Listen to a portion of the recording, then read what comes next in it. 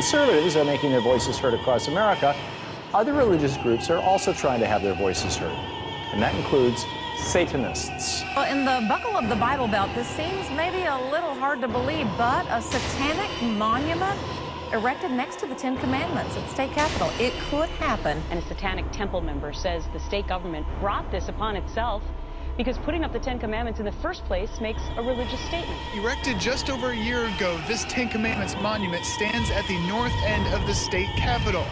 But at these steps, a satanic temple wants what it calls equality. The Satanists came along and said, hey, well, if you get your Ten Commandments statue or monument, we get our Satanist monument. You kidding me now? Are we making a mockery of everything with regard to Christianity in this society? Now we're going to have a satanic monument next to the Ten Commandments, really? I think, unfortunately for civil libertarians, this type of sort of activist move by Satanists is going to be a lot more effective than all the legal jawboning over the First Amendment you could possibly do. Let me speak to the Satanic Temple of New York. Let me speak to you directly, gentlemen. You're making a big mistake. We don't see a way that the state can then deny other religions, whether it's Satanism, whether it's Judaism, Islam, Catholicism, Hindu, Buddhist, whatever. We don't think the state can pick and choose. I want to agree with the rabbi, do you not, that this is absolutely a mockery and ridiculous? Absolutely, not mockery, not ridiculous. The separation of church and state is what makes America great. Religious freedom means the government doesn't take sides, one religion or another.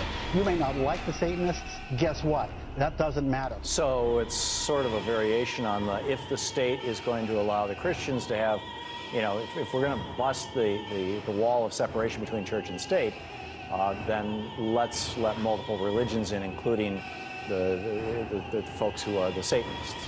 You don't want to dare set your little idol god next to the Word of God.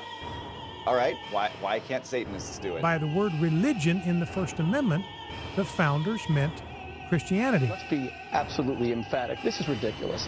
It's not just that it's a mockery, it actually demeans America. The last crowd that tried that was in the Temple of Dagon. The founders were thinking of Christianity, so the purpose was to protect the free exercise of the Christian faith. It wasn't about protecting anything else.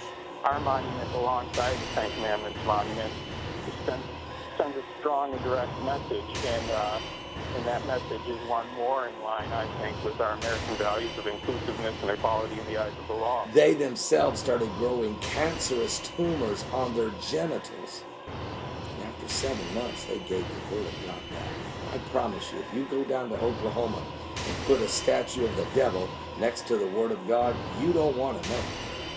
It's coming from you. Almost like they went to the craziest group they could find. No offense. I want to shift gears a little bit, and I want to talk about Santa Claus.